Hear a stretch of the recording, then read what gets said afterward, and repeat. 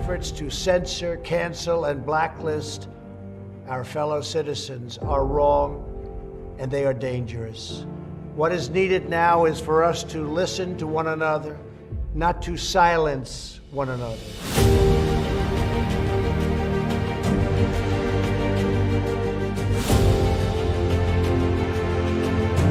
La red Twitter ha cancelado la cuenta oficial del partido Vox.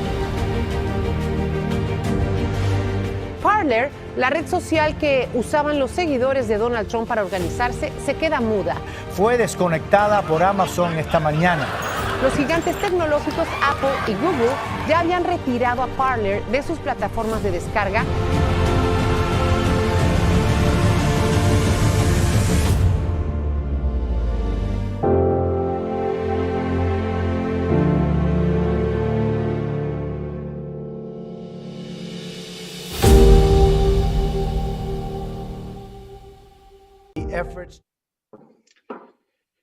Buenas a todos, bienvenidos a un nuevo webinar organizado desde la Fundación Disenso.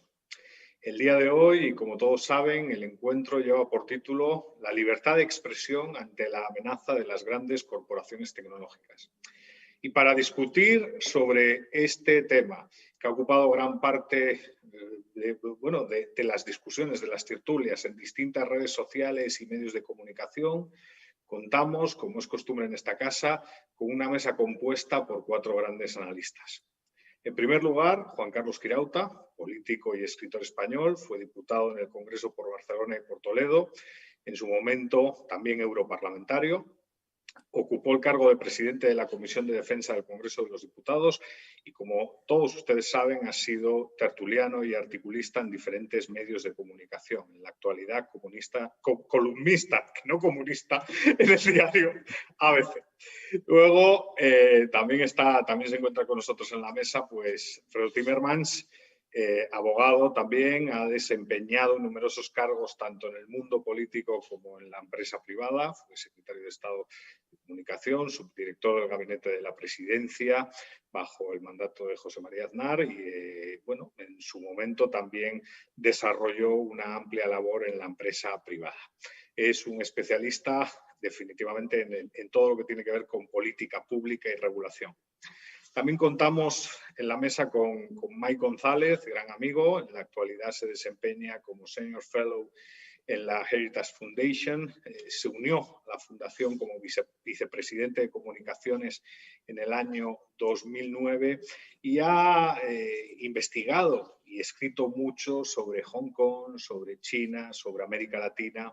Trabajó antes de ingresar en la fundación, la famosa fundación estadounidense, en varias agencias de comunicación, concibió y encargó en su momento la Carta de los 8 y Mike tiene una amplia carrera, ha escrito numerosos libros, entre los que destaca The Plot to Change America, How Identity Politics is Dividing the Land of the Free. Un tema también importante de la política de identidad. Y por último, Herman Tertsch, vicepresidente del ECR y de Eurolat, europarlamentario por Vox, patrono de la Fundación Disenso y presidente del Consejo Editorial de la Gaceta de la Iberosfera. Como saben, Herman es un periodista con una amplísima carrera, ha colaborado a lo largo de su vida profesional con la mayoría de los medios de comunicación nacionales y ha obtenido por su labor como periodista numerosos premios. También ha escrito varios libros, tanto políticos como de otra naturaleza. Bueno, como bien saben, la situación actual está marcada por el debate sobre la censura, por la cuestión de la cancelación de cuentas a determinadas personalidades. El tema no es nuevo, el tema viene desde hace tiempo, pero definitivamente ha saltado a la palestra con las elecciones de Estados Unidos, con la cuestión vinculada a la censura de Donald Trump, los problemas que hay con Twitter, con Facebook. Definitivamente la realidad es compleja. pues incluso también se cancelan empresas, ¿no? Nos referimos a la situación de Parler y de las acciones llevadas a cabo por parte de Amazon para que dicha compañía no pueda operar con normalidad, ¿no? Esa es la situación, una situación complicada. La metodología de debate es una metodología muy sencilla. Básicamente lo que se espera son respuestas relativamente cortas, de 3-4 minutos, para que haya dinamismo.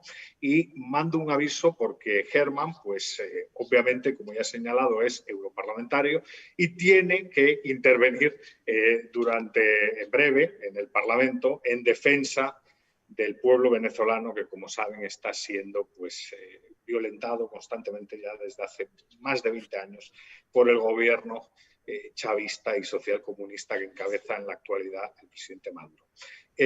Por ello vamos a darle la primera intervención a Herman y la primera pregunta para abrir, digamos, boca y abrir debate para todos aquellos que nos están viendo, pues es una pregunta de naturaleza general, ¿no? ¿Corre riesgo realmente la libertad de expresión en este momento? ¿Tienen derecho las grandes compañías a censurar opiniones emitidas por parte de sus usuarios? Herman, muchas gracias por participar, como siempre, y por estar ahí al pie del cañón. Y bienvenido. Pues hola a todos, buenas tardes Eduardo, buenas tardes a todos los compañeros de debate. Estoy encantado de estar aquí desde Bruselas, es verdad, estoy en un pleno del Parlamento Europeo que estamos dedicados hoy con bastantes preguntas sobre Iberoamérica, sobre la iberoesfera, y está Borrell aquí, le estamos torturando bastante y me toca ahora volver a hablar de Venezuela precisamente, que es uno de los temas que menos le gusta tratar a Borrell. Dicho eso, que si corremos peligro, yo creo que corremos un serio peligro. Yo creo que todo el mundo quedó estupefacto cuando empezó a ver el trato que recibía el presidente de los Estados Unidos de Twitter y después ya de otras redes también. Y todos hemos visto la arbitrariedad que se utiliza siempre, además, con una carga ideológica masiva, muchas veces absolutamente desvergonzada, y con la doble vara de medir que estamos viendo prácticamente en todas las conductas, en toda Europa y en Estados Unidos, por supuesto, que estamos viendo en los grandes medios, en las grandes corporaciones, y que realmente repercuten muy, muy seriamente en lo que cada uno es capaz de decir. Se pueden decir muchas barbaridades siendo de un signo, es decir, siendo de lo que llaman progresismo, y sin embargo se somete a recortes, a bloqueos, a cierres de cuentas, a una serie de gente en el otro campo, en lo que se llamaría el campo conservador, de una forma brutal. Como eso va acompañado realmente de un ambiente general, que estamos viendo que en las universidades pasa lo mismo. Las universidades de donde salen todos estos, porque estamos hablando en que en realidad es en las universidades donde se ha generado esta vocación intimidadora, de coacción y de censora de un pensamiento único que se ha ido imponiendo en los campus primero, y que es un poco el sueño de Gramsci llevado a la gran tecnología, es decir, la penetración absoluta ya en todas las tecnologías que tienen un monopolio virtual en la comunicación y en la comunicación, en la información, por llamarlo de alguna forma, y mantienen, digamos, la narrativa general, por utilizar ese término tan de moda ahora. Y realmente lo tienen ellos. Y frente a eso tenemos que reaccionar, porque esto ha sido un aviso. Pero como ha dicho Dorsey, el CEO de Twitter, esto va a ser mucho más durante mucho tiempo, y no se trata de la cuenta de Trump, se trata de la cuenta de todos nosotros. Es decir, tenemos que reaccionar. Yo creo que este es el punto en que las alarmas han sonado para todos. Muy bien, muchas gracias, Herman. Le pasamos la palabra a Juan Carlos. Juan Carlos, bienvenido. Muchas gracias por participar. Bien hallado. ¿Qué opinas sobre eso? ¿Corre peligro nuestra libertad de expresión? ¿Estamos en riesgo? Vamos a ver. La libertad de expresión no solo corre peligro, está ya siendo dañada para mucha gente que se ha salido de la ideología que profesa un grupo de empresas un grupo de empresas relativamente nuevas, si miramos hacia atrás en el tiempo, que en un periodo corto se han convertido en las empresas más poderosas del mundo, que tienen una agenda ideológica y que tienen la posibilidad, por primera vez en la historia de la humanidad, tienen la posibilidad de asesinar civilmente a quien les parezca. Esta es una situación nueva y se trata de aplicarle la inteligencia, no aplicarle, digamos, las vísceras, ¿no?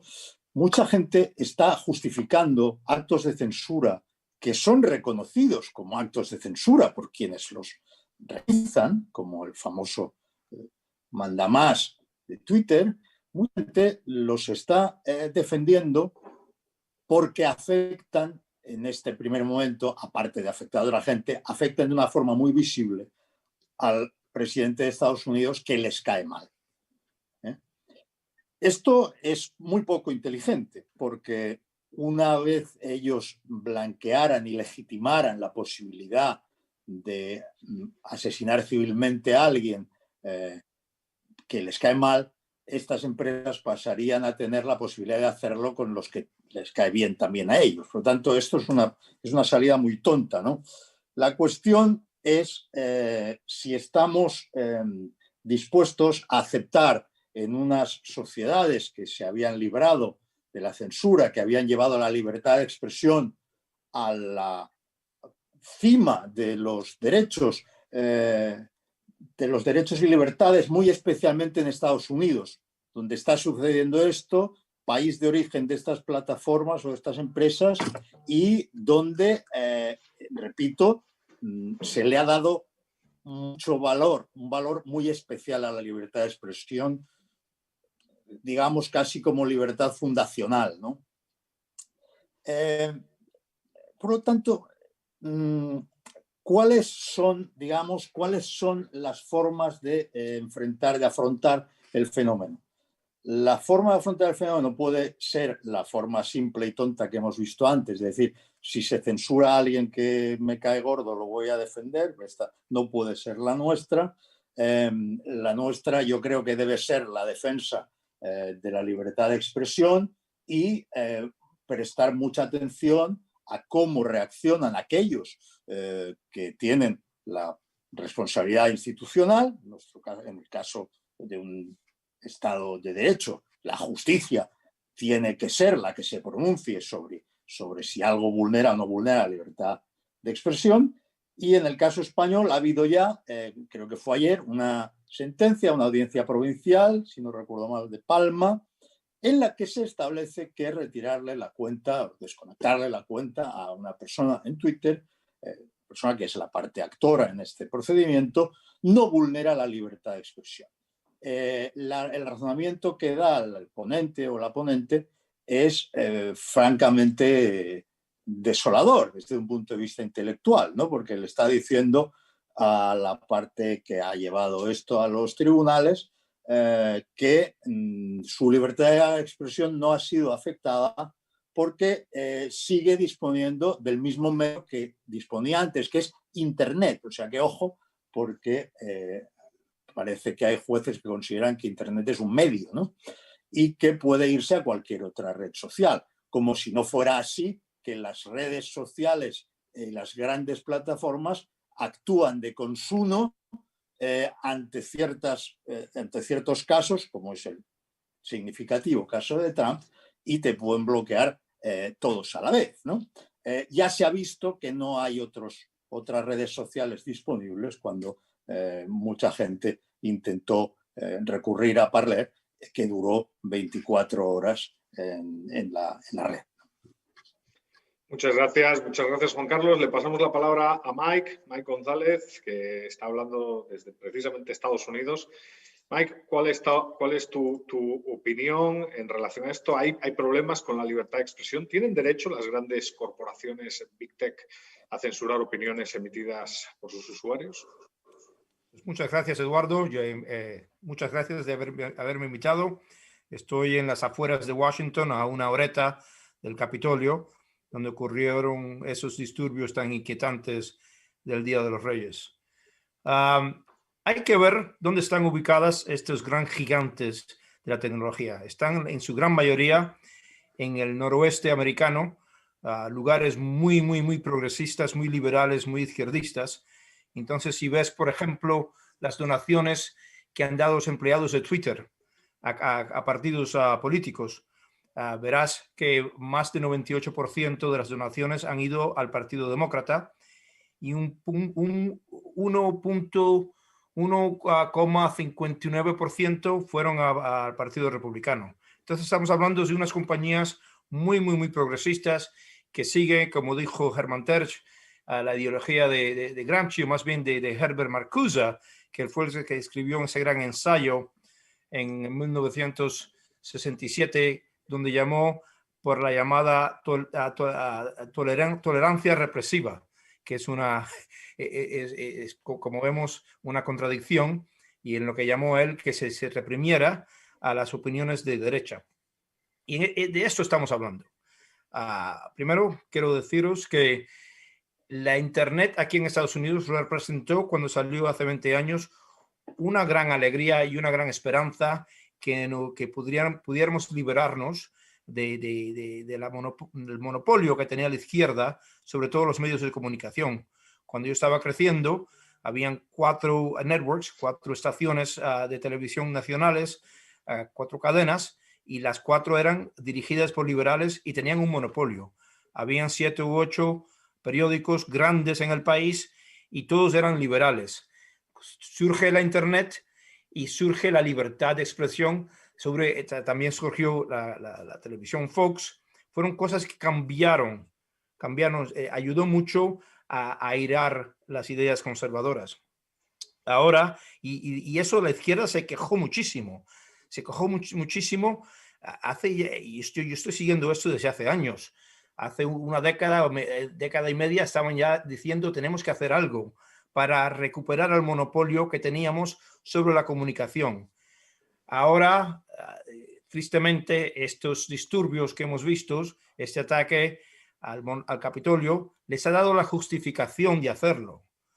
Y estamos con las manos atadas detrás, porque, como decía Juan Carlos, ¿verdad?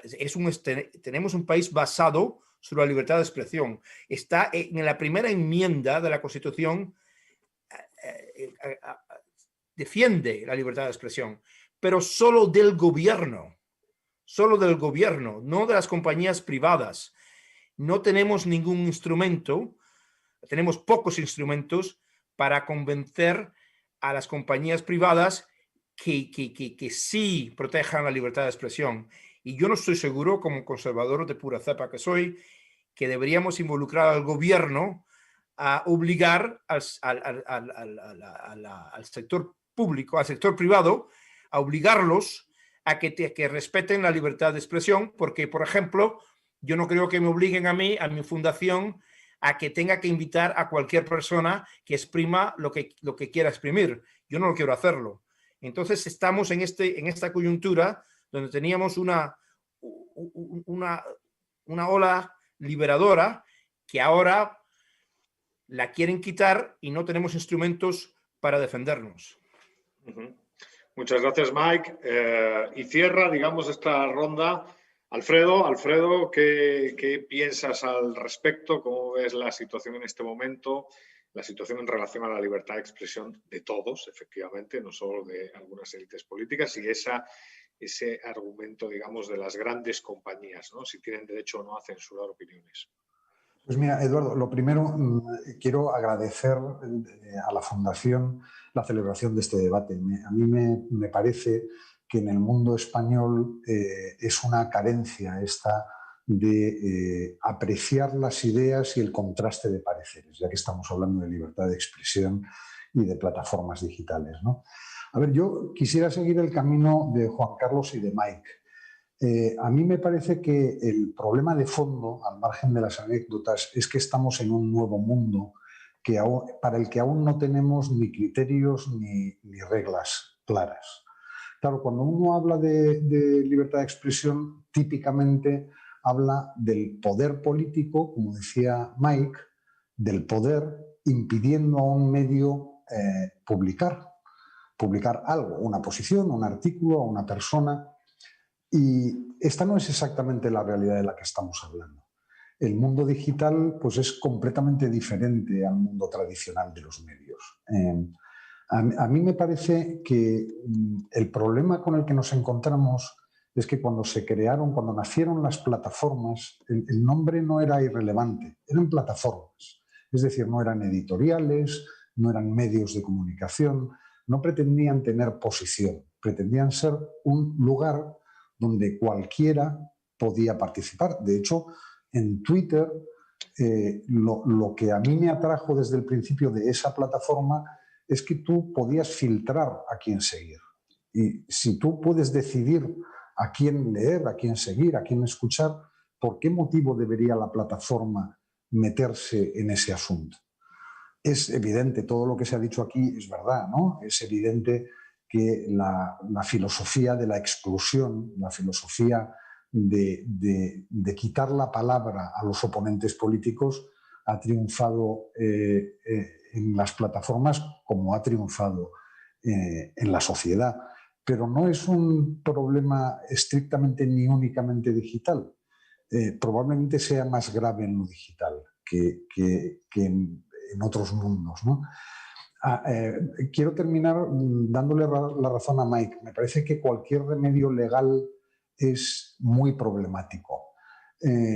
Yo sí creo que debe haber censura en Internet. Sí creo que, no sé, los traficantes de niños no deberían tener derecho a publicar en las plataformas. Y si le atribuyes al poder político la decisión de quién y quién no, qué asuntos y cuáles no se pueden y se deben publicar, quizá nos encontremos en un problema mayor del que estamos solucionando, ¿no?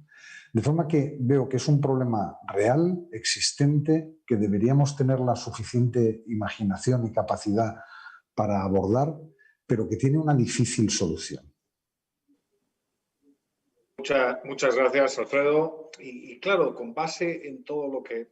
Hay un argumento que es un argumento que en el mundo liberal conservador pues se discute mucho, ¿no? Va un poco de la mano de lo que señalaba Mike, ¿no? Al final, esto a lo mejor hay un problema en el mercado, pero no significa que tengamos que confiar en el Estado, porque a lo mejor el Estado tiene más problemas, ¿no? Pero bueno, dejando eso de lado, sobre el tema de los mercados, una pregunta interesante es si existe libre competencia o no, si existen barreras de entrada bajas para competir o no, ¿no?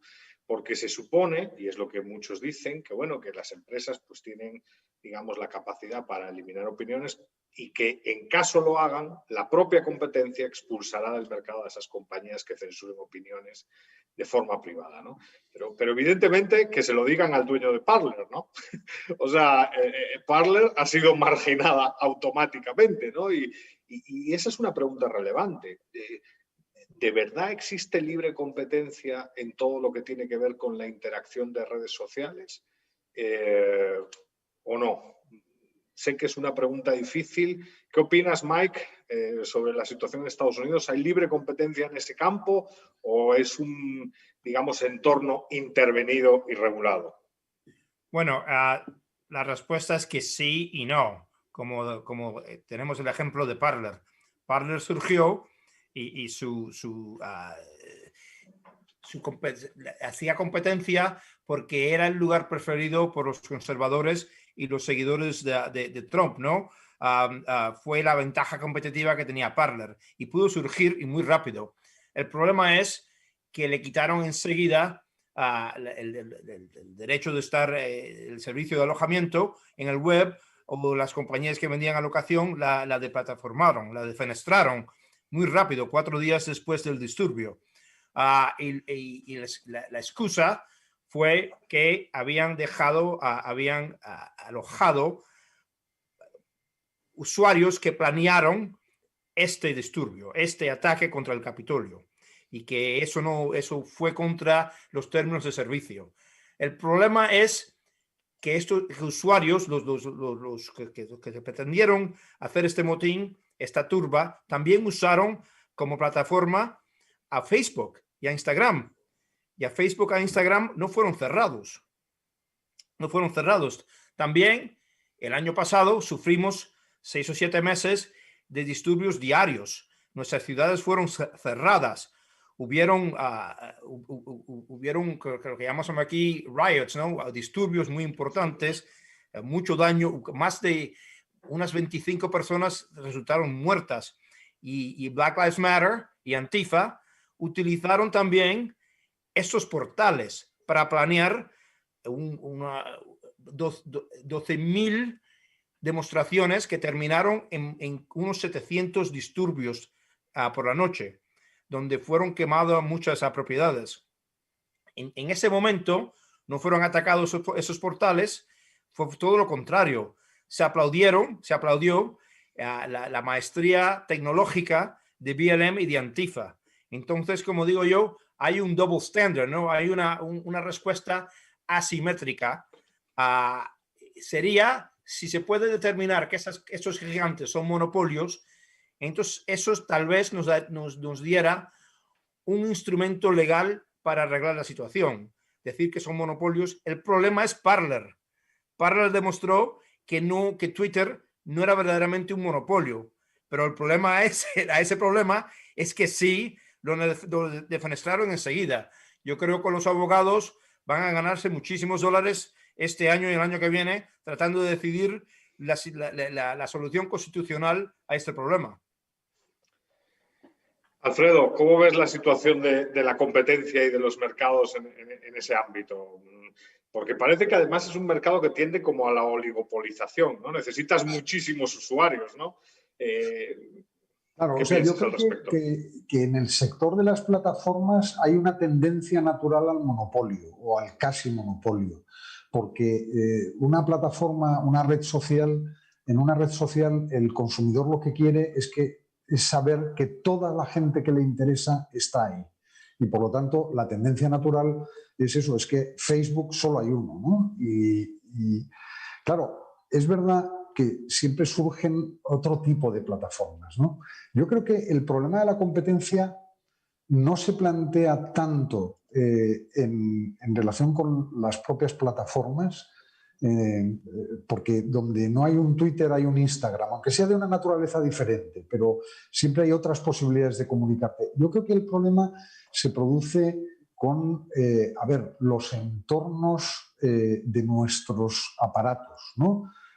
Con el Apple Store, con el Google Store, o como se llame en el caso de Google, porque claro, el porcentaje del mercado que tienen los sistemas operativos, digamos, si coges el de Google y si coges el de Apple, sobre el total de los teléfonos y sobre todo, de los teléfonos, en realidad, de todos los aparatos inteligentes que tenemos, ¿no? Sobre todo en las sociedades civilizadas, en las sociedades más adelantadas, es muy alto, ¿no? Y claro, de plataformear a alguien en la tienda de Apple o en la tienda de Google o en las dos, es efectivamente dejarle sin un acceso real a muchos consumidores, a mucha gente que está interesada en tenerlo. Yo creo que ahí es donde se produce el problema más serio. Y este problema se ha visto atacado en la Unión Europea y también en los Estados Unidos, por razones que nada tienen que ver con la libertad de expresión, por razones de abuso de posición monopolística, porque como al mismo tiempo tienen la plataforma y el producto, como le ha pasado a Amazon, eso ha sido siempre muy discutido y no sabemos en qué terminará en términos legales. Muchas gracias, Alfredo. Le paso la palabra en esta ronda a Juan Carlos. Juan Carlos, ¿qué opiniones tienes en este sentido? Yo creo que el gran problema al que nos enfrentamos ahora mismo está en que los esquemas en los que pensamos todavía son aquellos de un mundo en el que lo real tenía un sentido distinto a este. Pensamos con los esquemas de la realidad real y hoy hay un continuo entre la realidad real y la realidad virtual. Lo virtual forma un continuo con lo real, inseparable de él. Entonces, es absolutamente improcedente pensar en que existen opciones en el mercado libre para irte donde quieras si te echan de Twitter, o para comprar por donde quieras si te echan de Amazon, o para exhibir tus fotos si te echan de Instagram. Claro que es muy sano no estar en las redes, pero eso son alternativas personales. Lo cierto es que más allá de redes o no redes y más allá de la gran hoguera de las vanidades en que se ha convertido todo esto, aquí se ha transformado en las últimas 2 décadas y muy especialmente en los últimos 10, 15 años, se ha transformado completamente la realidad. Se ha transformado el modo en que se trabaja, el modo en que se planifica el ocio, los viajes, en el que la gente se conoce, en el que la gente se seduce, en el que la información se intercambia. Se ha transformado completamente todo. Y esas supuestas plataformas, que es un nombre muy neutral, que se debe, como se ha señalado antes, a una época que ya no es esta. Aquella neutralidad ya no existe. Me río yo de la neutralidad en la red de la que se hablaba cuando yo estuve en el Parlamento Europeo, que trabajábamos mucho en eso y todo el mundo admitía que la neutralidad en la red era un gran valor y que había que preservarlo. Los mismos que defendían aquello a capa y espada, lo defendíamos todos, pero los que lo defendían a capa y espada son los principales valedores del fin de la neutralidad en la red y de la censura en la red y de la ideología única en la red, que es la ideología de la interseccionalidad y es la ideología de la justicia social, que es lo contrario a la justicia social, por cierto, la ideología de la justicia social. Esas supuestas plataformas articulan e informan la vida de la gente. Por lo tanto, nos encontramos ante un hecho nuevo en la historia, que es que la gran amenaza del aplastamiento del individuo no viene del Estado, como previeron todos los autores que se preocuparon por esto, como previeron los que sintieron antes que nadie, Kafka, que sintió el peligro de la burocracia sobre el individuo. Las grandes distopías, todas pensaban en el Estado como el enemigo del individuo. No, resulta que quien te puede aplastar ya no son las democracias liberales. Quien te puede aplastar son las oligarquías que se han valido de una excepción permanente en su funcionamiento. Excepción desde lo fiscal hasta el hecho evidente de que unos editores de contenidos funcionen de acuerdo a una legislación ajena a los editores de contenidos. Porque esto ya no son plataformas, son, repito, editores de contenidos. Están yendo al contenido, lo están valorando, están decidiendo si una serie de frases son descriptivas, opinativas o performativas y han decidido que las frases de una serie de señores son performativas y que llaman a la insurrección. Es decir, las frases de Donald Trump ya dirá la justicia americana si llama o no llama a la insurrección. Lo que sí sé es que cuando se llamó a la insurrección por parte de una serie de políticos españoles, las plataformas no interfirieron. Lo que sí sé es que cuando el líder supremo de Irán llama a borrar de la faz de la tierra a Israel, Jack se fuma un puro. Le importa muy poco. Y lo que sí sé es que cuando Nicolás Maduro, que tiene a bandas paramilitares asesinando a la gente, a los disidentes, a la oposición, vierte su lenguaje, performativo en la red, a Twitter le importa poco y le deja que lo siga haciendo. Por tanto, ellos analizan el contenido de lo que dicen estos señores, les parece bien y en el caso de Trump y de otros, les parece mal el contenido. Así que editan el contenido. Tráteseles, pues, como lo que son. editores de contenido. Quería Ese es un debate, sí, por supuesto, Alfredo. Es un debate que yo creo que importa, ¿no? Medios o redes, ¿no, Alfredo? Sí. Eso es completamente cierto. De todas maneras, yo quería meter en este debate un pequeño dato de optimismo, ¿no? Estaba buscando cuántos usuarios activos tiene Twitter en el mundo en este momento, ¿no? Entonces, Twitter tiene 330 millones en el mundo de usuarios activos. Quiero decir que a gente como los que estamos en este debate, para nosotros Twitter es muy importante. Para muchas élites, digamos, intelectuales, empresariales también lo es, pero no es todo el mundo digital, ni mucho menos. 330 millones de consumidores es relativamente poco en la realidad del mundo. ¿Me permites una pequeña... Por supuesto, Juan Carlos. Eso es cierto, pero piensa que, por ejemplo, en las búsquedas de Google, y eso ya no son 330 millones, eso es el mundo entero, en las búsquedas de Google hay un sesgo ideológico y eso lo demuestra y lo explica Douglas Murray en su obra La masa enfurecida. En La masa enfurecida, obra que recomiendo que ayuda mucho a entender lo que está pasando con esta oligarquía ideológica, ¿no? Una oligarquía financiera, empresarial, con una agenda ideológica rígida, pues ahí se demuestra claramente que las búsquedas están sesgadas ideológicamente.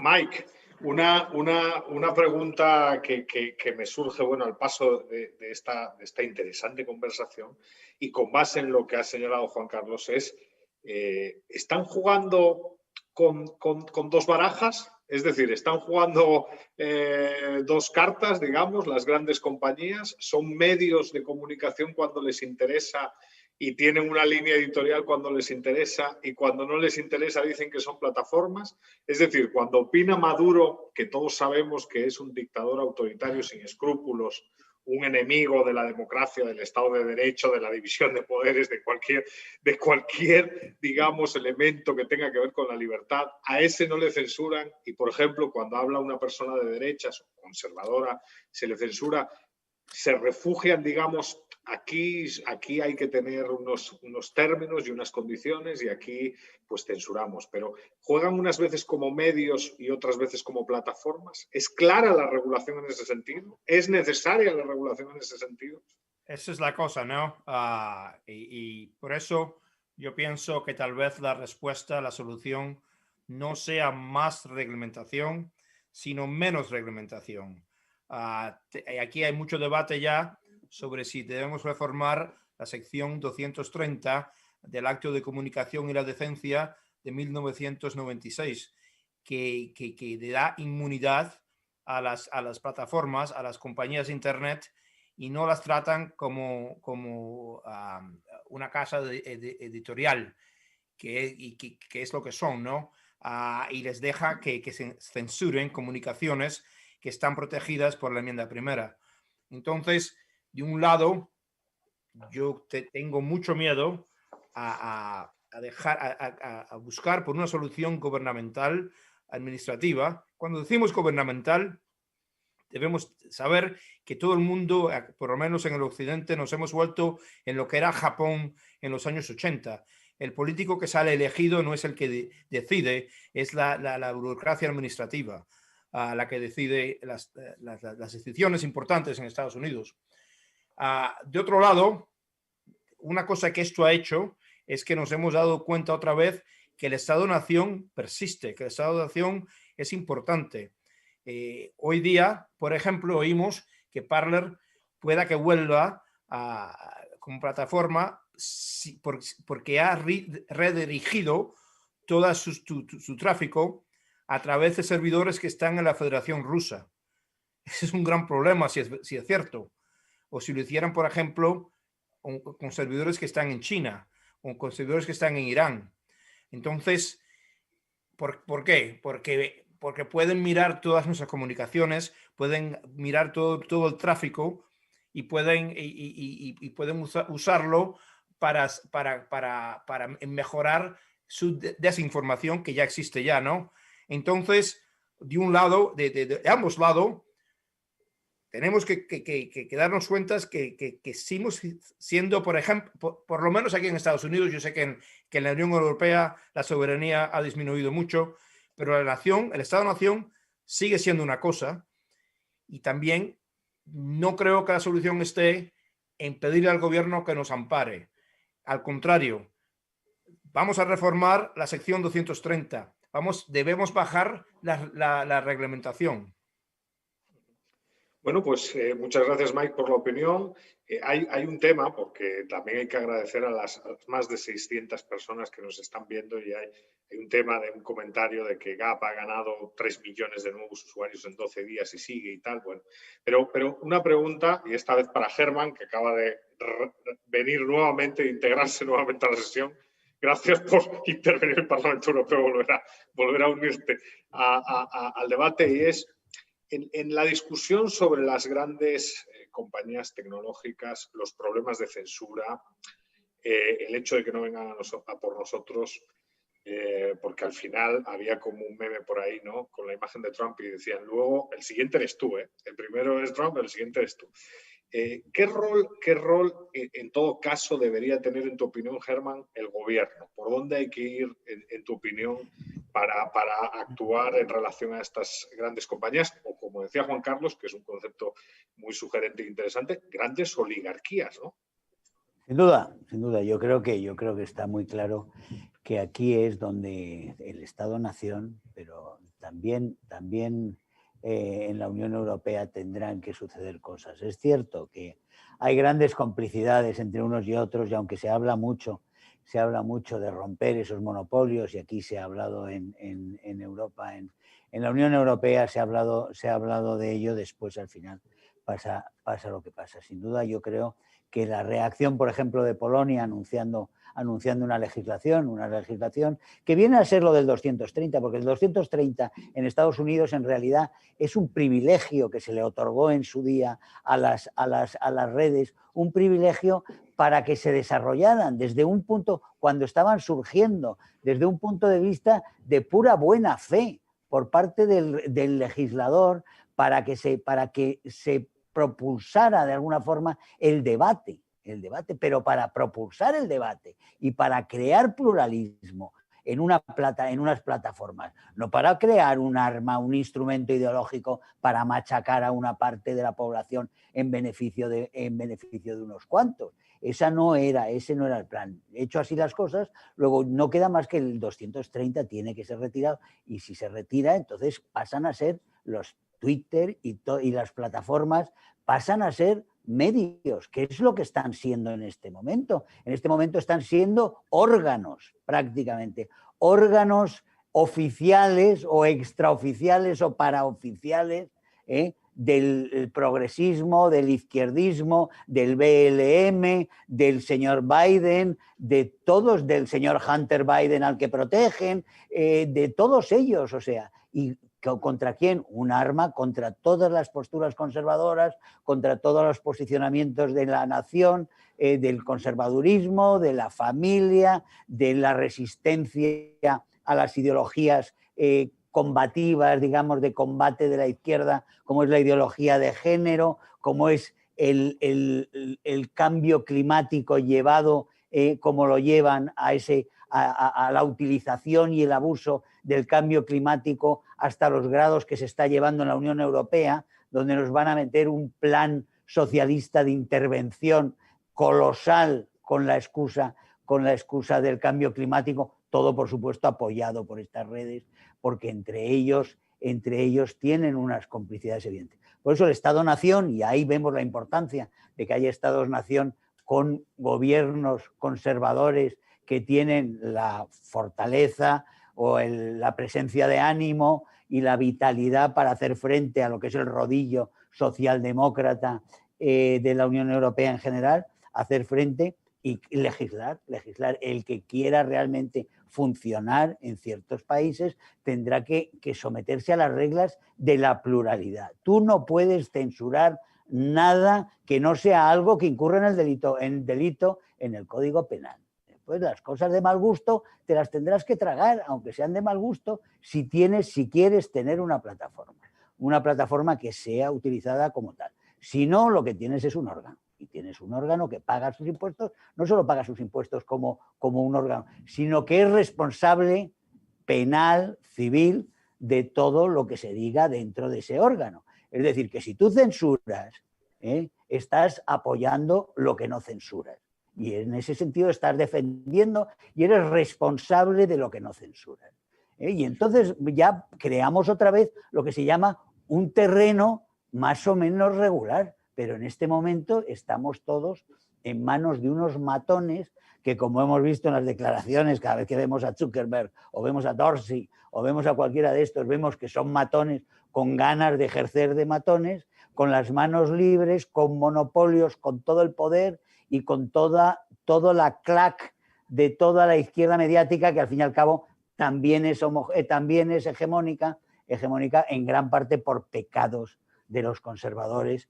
Y no digo ya en Estados Unidos, digo en Europa, donde realmente los medios han quedado, y en España es un escándalo, han quedado en manos de la izquierda y en manos de un pensamiento único que nos está machacando. De ahí la necesidad realmente, eso del Estado-Nación, que es a lo que venimos a insistir.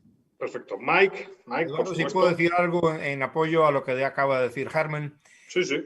Tiene toda la razón Herman, que no podemos dejar por ejemplo, que estos portales sean utilizados para incitar violencia ni actos contra el Estado.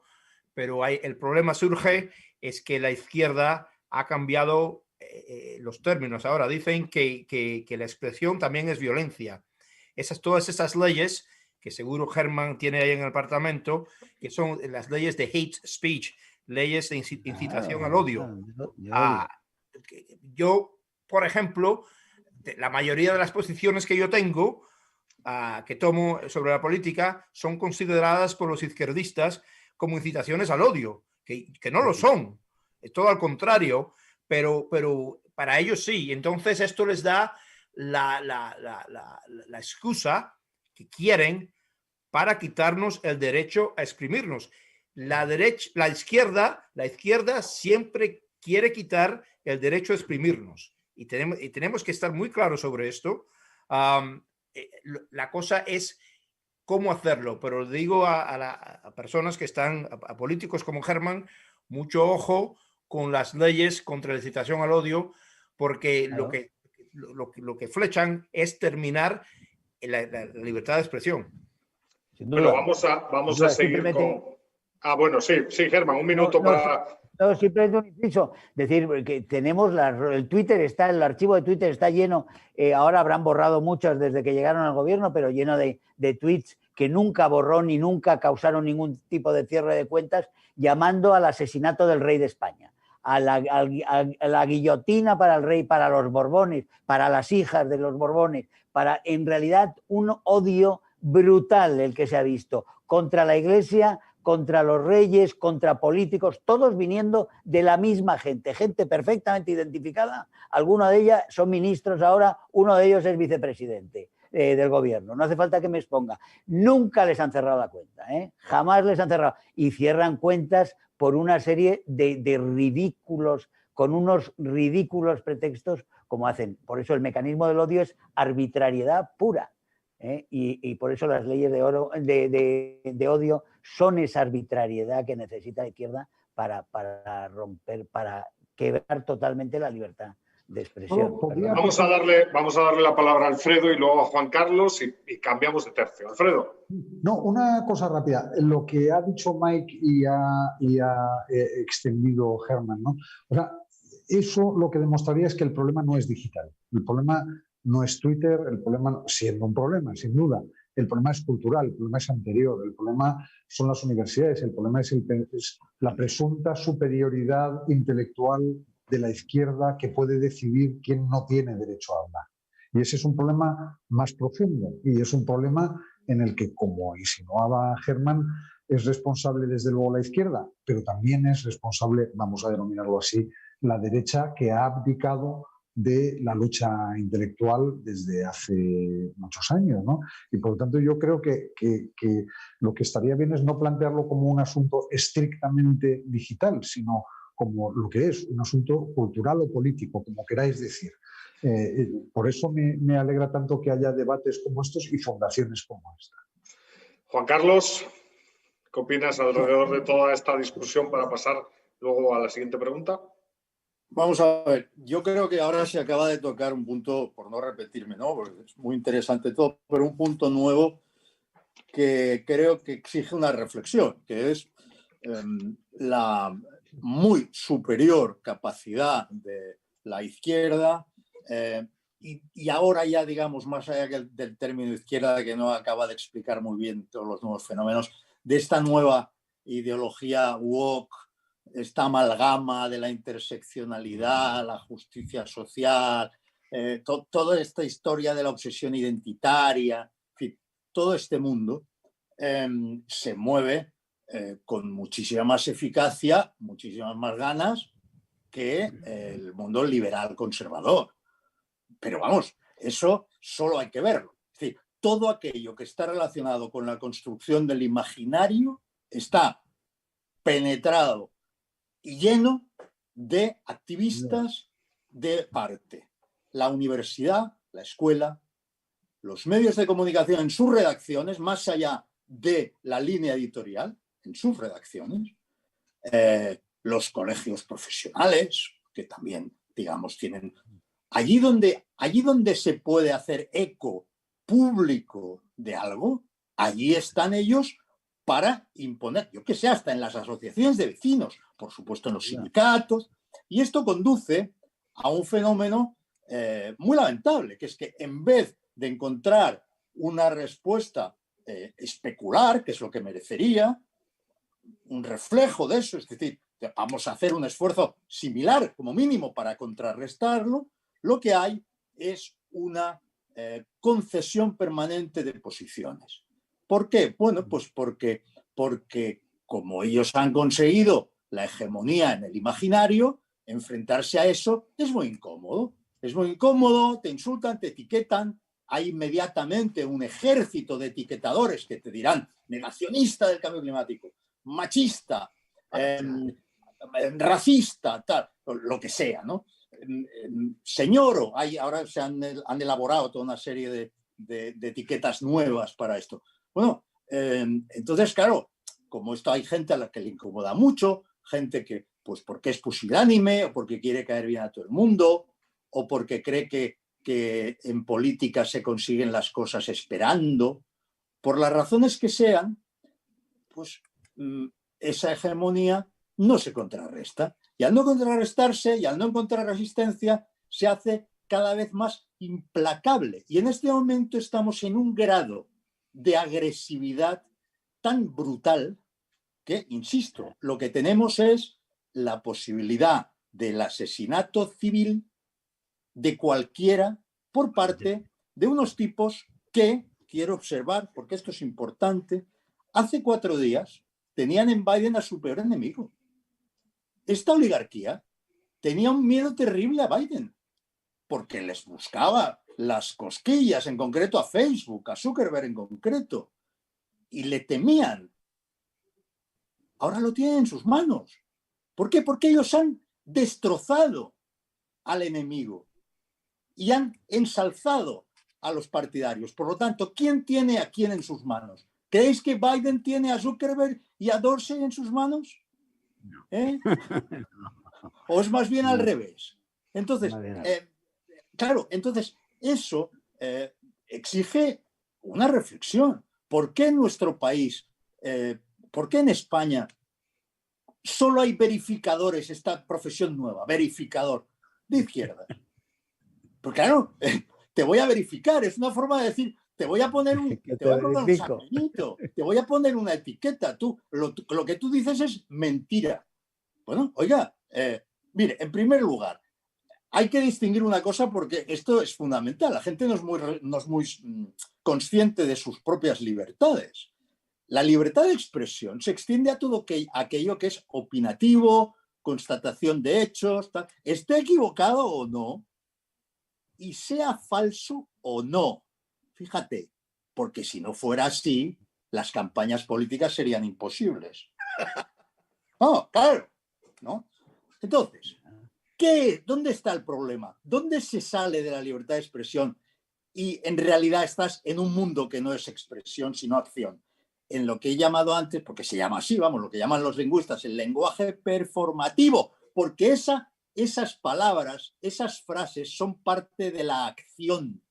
Si no, claro, un golpista como Puigdemont, por ejemplo, o como Junqueras, podría decir, yo solo hablé. Claro, es verdad, tú no hiciste nada más que hablar. Todo lo que tú hiciste era hablado o escrito, por tanto, expresión. No, hay una parte del lenguaje que no es opinativo, ni se limita a describir, sino que es performativo, actúa.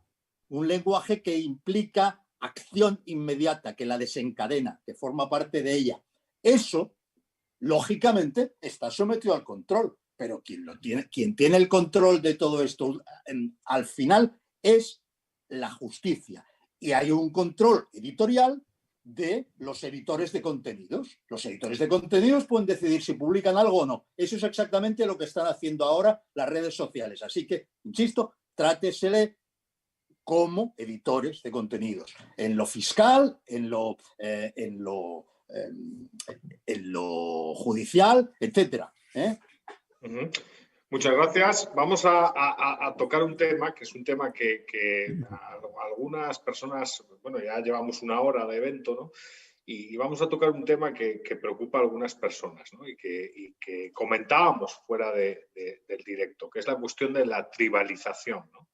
Al final, incluso aunque dejasen abrir todas las redes sociales que quisiesen, lo que podría surgir es que no hubiese espacios de debate, ¿no? Y la pregunta es si existe un riesgo real de tribalización y si la tribalización es en sí mismo un riesgo, ¿no? Si una democracia, en definitiva, necesita de espacios de diálogo y de contrastación de ideas o si no.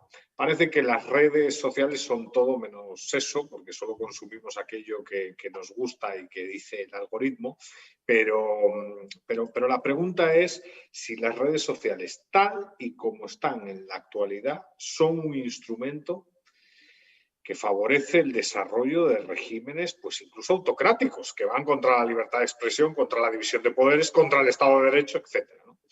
Y le vamos a pasar la palabra a Alfredo. Alfredo, el micrófono. Sí. Perdón. A ver, es que esto de la tribalización no estoy muy convencido de que sea un asunto, ¿no?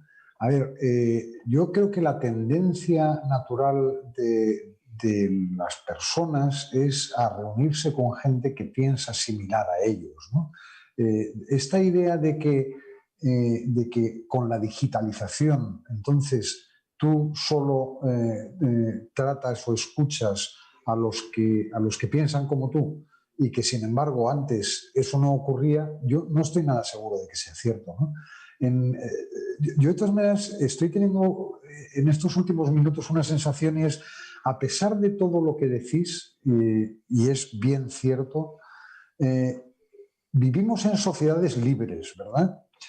A pesar de que la izquierda se considera monopolista de la verdad y capaz de señalar al que no tiene derecho a hablar, hay sociedades en las que las elecciones o los intelectuales están abiertos a espacios de otro tipo, ¿no? Por muchas dificultades que se pongan, yo creo que la realidad es mejor de lo que puede hacer parecer una situación como la presente. No digo que no existan todos esos problemas y que no haya que solucionarlos, ¿no? Pero yo creo que vivimos en sociedades bastante libres y bastante abiertas, y más abiertas que hace un tiempo, probablemente, ¿no? Muy bien, le pasamos la palabra a Germán. Germán. Yo discrepo. Yo he visto realmente cómo, por ejemplo, voy a poner el caso alemán. El caso alemán de la homogeneización radical de los medios alemanes bajo Merkel es un fenómeno espectacular. Es decir, todos los periódicos tienen hoy el mismo discurso. Periódicos que yo leía de pequeño y eran periódicos conservadores, pero realmente profundamente conservadores, y una derecha, llámalo rancia si se quiere, ¿no? Con una solidez intelectual como era la Frankfurter Allgemeine hasta los años 90 y todavía yo diría que hasta el año 2000, sí, hasta el año 2000. Hoy en día son absolutamente intercambiables sus artículos con la prensa más faldicorta de la izquierda berlinesa. Es exactamente lo mismo. Y aquella gente que se salga de lo que son los cánones tiene que pagar un precio muy rápido, muy urgente y muy duro. Ha habido personas, ahora tengo el nombre en la punta de la lengua, del pobre hombre que escribió el Finnisch Germania, que era un profesor muy reconocido, antropólogo, y se le ocurre escribir un libro lleno de verdades sobre el proceso que desencadena toda la inmigración y que desencadena una segunda generación de los inmigrantes que no se quieren adaptar, y de la tercera generación que realmente reaccionan con una hostilidad tremenda hacia el país de acogida, y que realmente habla de cómo Alemania se extingue como una nación cultural. Pues este hombre fue marginado y liquidado y linchado tanto que se suicidó hace 2 años y medio, 3 años. Pero ese es un caso. Hay autores que han hablado de cosas evidentes que todo el mundo comparte y sabe que son ciertas, y han sido linchados de una forma absolutamente inmisericordia, y no han vuelto a abrir la boca en el debate político de ese tema. Y voy a España o vamos a Estados Unidos. La cantidad de gente que por cuestión de intereses, eso en España muchas veces es hasta cómico, porque se ve, quiero decir, los que quieren beneficiarse en lo que son el entorno cultural, artístico, etcétera, etcétera, y llegan a Madrid, por ejemplo, españoles de provincia que llegaban a Madrid, donde ha gobernado tanto tiempo la derecha, ¿qué hacían? Si no eran de izquierdas, se hacían de izquierdas, porque solo siendo de izquierdas ibas a ser promocionado, también por la derecha, por los gobiernos de derecha, ibas a ser invitado, las listas para invitados y para gente que actuaba y que te recibía contratos, siempre los hacían una serie de comisarios de la izquierda que eran bien alimentados por parte de la derecha. Pero bueno, ¿qué pasa con el nacionalismo? ¿Cuántos nacionalistas hay en verdad en Cataluña? Pues habría muchísimos menos si ser nacionalista no fuera tan beneficioso y ser leal a la Constitución no fuera tan gravoso y tan costoso. En ese sentido, yo creo que el proceso general y el castigo a que se somete la verdad es carísima en España, y mentir, como nuestro presidente del gobierno nos demuestra todos los días, mentir es gratis en España. Mientras que las verdades, la gente arriesga mucho y arriesga ir además a juicios donde se le piden unas pruebas, por ejemplo, que no puedes aportar. Es decir, que siempre juegas en un terreno enemigo en defensa de aquello que no sea la hegemonía de la izquierda. En ese sentido, yo creo que estamos en unas sociedades mucho menos libres de lo que aparentamos, porque no nos pasa nada grave en el primer momento, en el momento en que tú te expresas, pero pagas la libertad y pagas tu expresión de libertad, y la ejecución de tu libertad la pagas tarde o temprano. Mike, ¿cómo ves la situación en Estados Unidos? ¿Sigue siendo una sociedad pluralista o por el contrario, el resultado de la tiranía de lo políticamente correcto, de las oligarquías de las redes, etcétera, pues hay una tendencia a la homogeneización y a eliminar, digamos, al disidente, ¿no? Al que disiente? Bueno, todavía no somos China, ni Rusia, ni Venezuela, ni Cuba.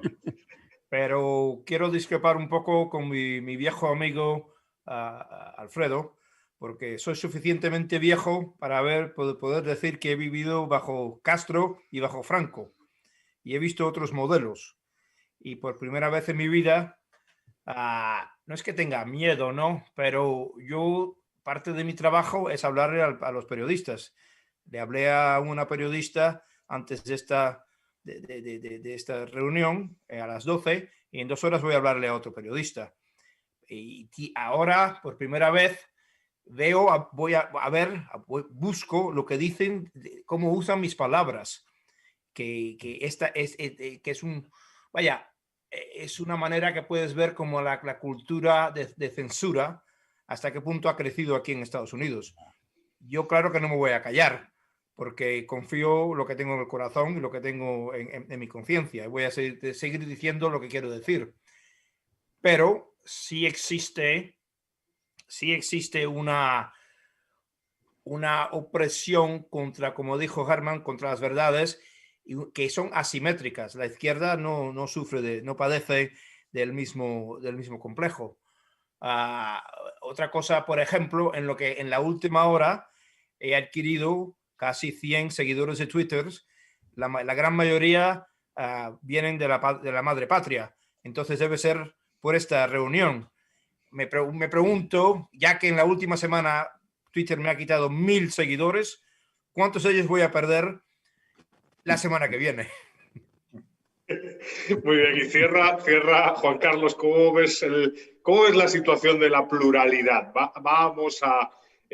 Obviamente se está desmoronando el pluralismo político. A ver, aquí... Más allá de los partidos y de las opciones, sí. En redes, en expresión. Yo creo que la antinomia de lo expuesto por Alfredo y por Germán es solo aparente. Es decir, que es cierto que tenemos la suerte de estar en sistemas de democracia liberal, con imperio de la ley, separación de poderes, etcétera, con todas sus imperfecciones, pero desde luego en los sistemas más libres del mundo, tanto Mike desde Estados Unidos como nosotros en España, con todas las amenazas que hay y a pesar del gobierno que tenemos, estamos en un sistema donde puedes ser libre. Y también es cierto lo que expone Herman, pero eso no atañe al sistema, atañe a que no todo el mundo, ni mucho menos, quiere ser libre. De hecho, la mayoría no quiere ser libre. Y yo, lamentablemente, pues sufrí muchos años la hegemonía ideológica del nacionalismo en Cataluña. Y he visto antes el fenómeno que describe Elizabeth Newman, lo define como la espiral del silencio. Yo he vivido he visto la espiral del silencio. Y aunque yo personalmente pensaba, bueno, pero, o sea, ¿dónde está el problema? O sea, que muchos te van a odiar, pues, en fin, allá ellos, pero yo no me voy a callar ante lo que considero intolerable. Y miras a tu alrededor y ves que todos callan. Bueno, hasta que empiezan a hablar. O sea, allí se consiguió en un momento dado que se rompiera la espiral del silencio. Entonces, ellos siguen tan locos como siempre, pero tienen respuesta a todas sus locuras y antes no la tenían. Y no era el sistema el que fallaba, era el sentido de la libertad. Uno no puede imprimirle el sentido de la libertad a la gente. Dicho esto, hombre, hay una parte, digamos, que sí que creo que nos debe preocupar, que es la educación, porque en los niños donde todavía no está formado los valores, si solo actúa sobre ellos una ideología, que además es una ideología especialmente absorbente y penetrante y llena de consignas, llena de complacencia, de autocomplacencia, de falta de espíritu crítico, de mucho sentimentalismo, ¿no? Una cosa muy, muy barata, llena bueno, claro, si esto actúa, al cabo de los años, pues claro, tienes gente inerme frente a la situación, pero realmente la ley Celaba, en el caso español, Mike, hay una ley que llega de educación que acaba de hundir en el pozo del sectarismo, de la ignorancia y de la igualación por abajo del sistema educativo español. Esas cosas deben preocuparnos porque realmente se puede terminar, el material humano crítico se puede acabar terminando. Todavía está ahí, pero hay que tener cierto coraje. Uno tiene que saber que cuando plantea ciertos debates, insiste en que se oigan todas las voces y dice, pues lo que yo veo es esto y no coincide con lo que dice la mayoría, pues sabe que va a ser etiquetado. Lo único que podemos hacer es conseguir un estado de ánimo en el cual las etiquetas no se te adhieran, te resbalen las etiquetas que te pongan, ¿no? Porque ya lo sabemos, nos van a poner todas las etiquetas que quieran, ya lo sabemos. ¿Y qué más da? Si son 4 días, ¿vamos a vivir con miedo? Muy bien, a tope.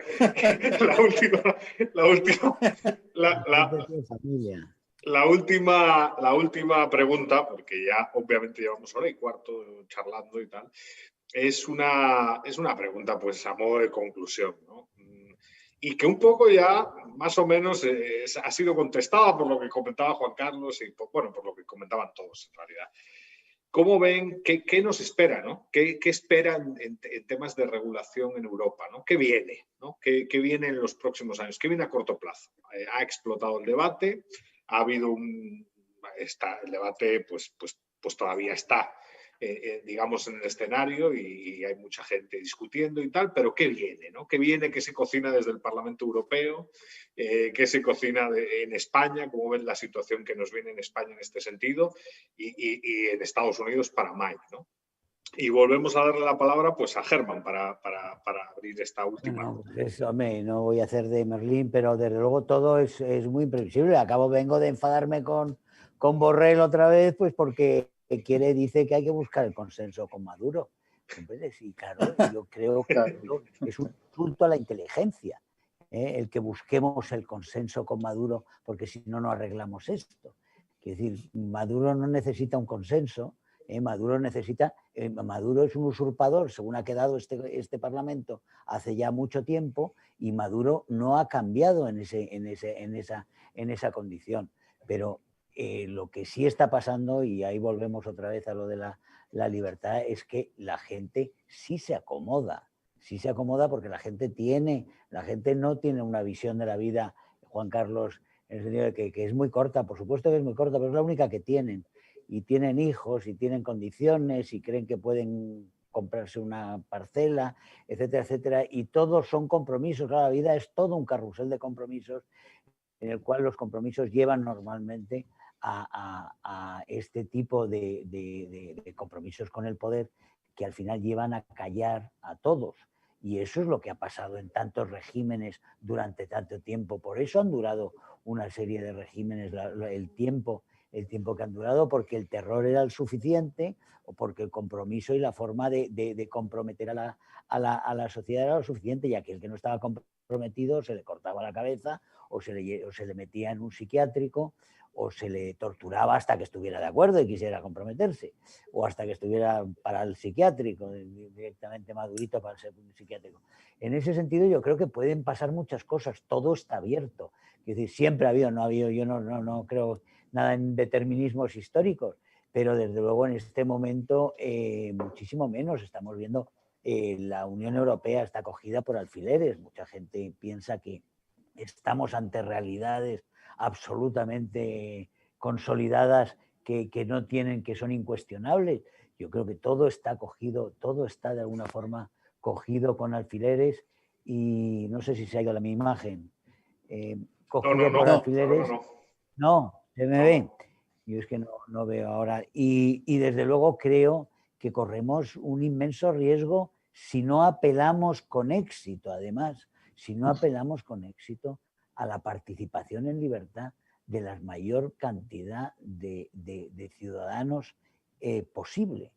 Si no logramos realmente convencer a los ciudadanos de que están siendo privados, la emancipación ciudadana está siendo invertida y va siendo recortada día a día sin que nos demos cuenta por las fuerzas, por los big tech, por un poder un poder que tiene una capacidad de discurso y sobre todo tiene unas posibilidades de no verse afectado por el estado de ánimo ni por la voluntad de la gente. Ya no voy a hablar de elecciones más o menos creíbles, más o menos falsificadas o más o menos modificadas a través de bombardeos de información y de algoritmos diversos en las redes, pero lo que sí tenemos, y España es un ejemplo clarísimo, tenemos a unos gobernantes que se les dice los desafueros, los agravios, sus mentiras, se les ponen delante y no pasa nada.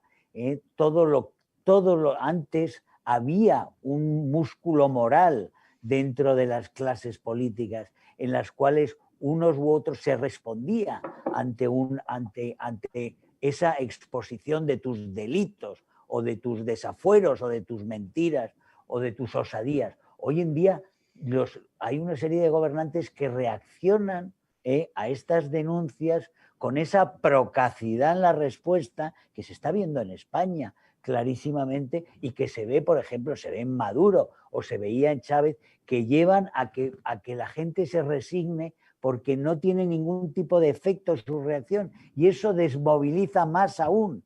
Es decir, es muy difícil movilizar a la gente. Yo solo quiero recordar a un grupo de héroes que hay al lado de Moncloa pidiendo solo la dimisión de un gobierno por mentir, que está probadísimo. Y va todos los días, desde hace 70 y pico días, va una persona que va acompañada unas veces por 5, otras veces se reúnen 15, las veces que más son 35. Pero en España, después de lo que ha pasado, ¿cómo no hay 100.000 personas frente a Moncloa protestando? Pues a veces está él solo otra vez.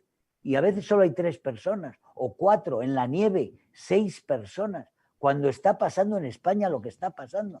Es una cosa realmente tremenda. Por eso digo que la tarea para defender esas libertades, o para defender las libertades que solo van a usar esos pocos, pero que existan esas libertades y la posibilidad de utilizarlas sin que te corten la cabeza, tenemos que luchar mucho. Alfredo, palabras de cierre. ¿Cómo ves la situación de la libertad? ¿Ves que el Estado de Derecho, la división de poderes... Yo soy un optimista a pesar de todo. Reconozco todo lo dicho como cierto, pero soy un optimista. Pero me parecía más interesante lo que yo creo que podía aportar en esta última intervención es responder a tu pregunta, ¿no? A cuál es la evolución que vemos de la regulación de Internet en Europa, en Estados Unidos. Entonces yo creo esto. Yo creo que la regulación de Internet desde Bruselas está pensando en algo que no tiene nada que ver con todo esto. Está pensando en que el espacio digital es estadounidense, de eso hay que defenderse con la regulación y vamos a ver cómo conseguimos que haya un espacio digital europeo a base de defendernos de los americanos a través de nuestra propia regulación. Esa es mi previsión. Eso es lo que yo creo que va a pasar. Creo que en Washington sí va a haber una tensión con respecto al carácter monopolístico de los grandes gigantes digitales. No digo que eso necesariamente se resuelva con regulación, pero tampoco sería raro. Y creo que el tercer factor geográfico a considerar es China, porque hemos hablado de todo este tipo de cosas muy interesantes, pero creo que el problema de China penetrando las infraestructuras físicas de Internet es un asunto que no es un asunto de Trump, sino que es un asunto que va a seguir presidiendo todo lo que tiene que ver con la regulación de Internet en el mundo occidental. Y lo último que digo es, me parece, yo como digo, soy más optimista que la media en esta reunión, me parece a mí, pero sobre todo lo que me parece más importante es el ejercicio de nuestra libertad, la defensa de las ideas y con eso yo creo que empezaremos a ganar la batalla que nos toca ganar. Muy bien. Juan Carlos, ¿qué opinión? De cierre, a modo de cierre. Yo creo que antes me he explicado mal porque se ha entendido, quizá Germán creo que ha entendido que yo estaba por era favorable o partidario de plegarse a la situación. Hombre, no, si te conozco todo muy lo bien. contrario. Quiero decir, pero que quiero subrayar que soy un firme partidario de dar la batalla de las ideas hasta el final. Ya lo sé. Eso siendo, además, optimista de principio. O sea, yo también soy optimista por una sola razón, porque yo sé que la verdad se defiende sola. Lo que pasa es que tarda mucho tiempo en defenderse. Entonces, hay que precipitar un poco esa defensa de la verdad. La verdad se defiende sola, la verdad acaba reluciendo, acaba brillando, pero hay que precipitarlo un poco, hay que sacar obstáculos de en medio y hay que apartar aquello que impide que brille, ¿no? A título solo de ejemplo de lo que se podría hacer y no se hace, ¿no? ¿Por qué no aparecen en España verificadores de los verificadores? O sea, ¿por qué nos plegamos todo? ¿Por qué nos sometemos todos a que existan una serie de agencias de tíos que se han arrogado el papel de establecer lo que es verdadero y falso? Es decir, ¿por qué no hacemos lo mismo? Y no ya con las noticias y con las opiniones ajenas, no, con los verificadores. Who watches the watch, ¿no? O sea, nosotros, ¿quién vigila al vigilante? ¿Por qué no vigilamos al vigilante? Pues porque hay, insisto, muchísimas más ganas de hacer cosas, muchísimo más eficacia en aquello que era la izquierda y hoy es un mosaico de causitas, que en el mundo liberal conservador, que ya no es el mundo liberal conservador solo, yo diría que el mundo que quiere mantener la democracia liberal, porque el problema con la izquierda es que como se ha sumado entera, podía no haber sido así, podía quedar una izquierda que no se sumara, pero se ha sumado entera a un movimiento irracional, sentimental, anti-ilustrado, identitario, que pues son las 4 pinceladas con las que podemos englobar todo aquello que ahora no voy a volver a repetir y que constituye una especie de ideología atomizada, fraccionaria, pero ideología al fin que contamina a la oligarquía de las Big Tech. Muchas gracias, Juan Carlos. Y le pasamos la palabra a Mike. Mike, ¿cómo ves el futuro? Muchas gracias. Bueno, para los que quieran analizar lo que va a pasar aquí en Estados Unidos en los próximos meses o años, quiero decir 2 cosas. La primera es ver el uso general de la palabra insurgencia, por los medios de comunicación y no la palabra riots o disturbios. ¿Por qué hay un consenso que fue una insurgencia? Y eso, a mi manera de pensar y de otros, es para justificar la gran represión que va a venir contra muchos derechos naturales, como el derecho de expresión, el derecho de propiedad, el derecho de conciencia. Esto es lo que la izquierda quiere y quiere justificar todo esto por decir que hubo una insurgencia y tienen que ser duros. Antes se pensaba que lo único que se tenía que hacer es aguantar 2 años para que vinieran las elecciones del 22, que deberían pasar la Cámara de Representantes al Partido Republicano y tal vez volver el Senado al Partido Republicano. El problema con esa versión de eventos es que hace 45 minutos el jefe del Senado, Mitch McConnell, acaba de decir que la turba fue alimentada a mentiras y el que lo hizo fue Donald Trump, que es la culpa, lo que pasó fue la culpa de Donald Trump. Lo que quiere decir que puede que veamos 2 años de una guerra civil ideológica dentro del Partido Republicano que va a ser inmensa. Y eso nunca lleva a la victoria al final de la guerra civil ideológica. Entonces, voy a ser un poco, al contrario de Alfredo Timmermans, voy a ser un poco pesimista, ¿no? Tenemos que aguantar, tenemos que seguir diciendo esas verdades y tenemos que defender nuestros derechos, pero no creamos que va a ser fácil. Sí, sí. Bueno, pues después de hora y media, a mí como moderador, pues solo me queda agradecerles pues la entretenida y amable tertulia. Muchas gracias por animarse a participar en este evento de la Fundación Disenso. Gracias por estar ahí. Gracias por disentir y por defender el pensamiento libre. Y gracias también a aquellos que nos están viendo a través del canal de YouTube, aquellas más de 600 personas. Gracias por estar ahí y acompañarnos. Y ya saben, no olviden suscribirse a nuestro canal, porque le daremos la guerra a YouTube hasta que nos echen, y le daremos la guerra a quien sea para seguir proponiendo ideas alternativas, ¿no? Gracias, Germán, gracias, Alfredo, gracias, Mike, gracias, Juan Carlos. Gracias a todos. Hasta la próxima. Un verdadero placer. Gracias. Efforts to censor, cancel, and blacklist our fellow citizens are wrong, and they are dangerous. What is needed now is for us to listen to one another, not to silence one another.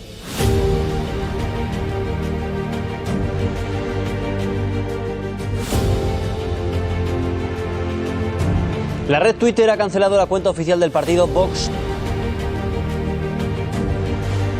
Parler, la red social que usaban los seguidores de Donald Trump para organizarse, se queda muda. Fue desconectada por Amazon esta mañana. Los gigantes tecnológicos Apple y Google ya habían retirado a Parler de sus plataformas de descarga